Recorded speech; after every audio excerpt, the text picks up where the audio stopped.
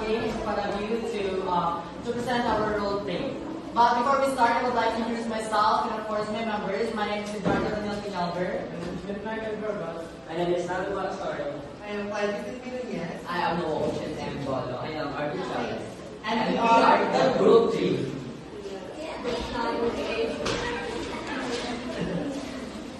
One day, as Noel and Ricardo were walking to school with Law, they saw their former classmate, Ken, RJ, and Nina.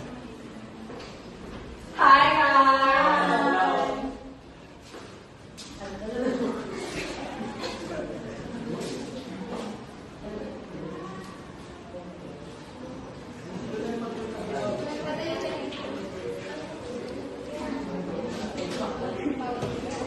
How was your vacation? Okay. By the way, have you looked already? Yeah. What strand are you going to take? How about you, RJ? What strand are you going to take? The strand I'm going to take is yours. Don't take UMS and EIM, just take BPP instead. What does BPP have?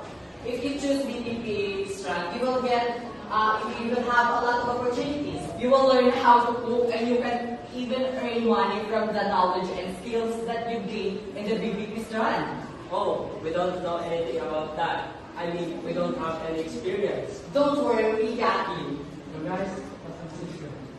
I'm in. Go, I'm in too. So what's now? Go ahead since you still need to enroll. Bye. See you on the free class. Take care. The both of you. Bye. MC and Noel and Ricardo were able to their former classmates to join them in talking this BPP strand.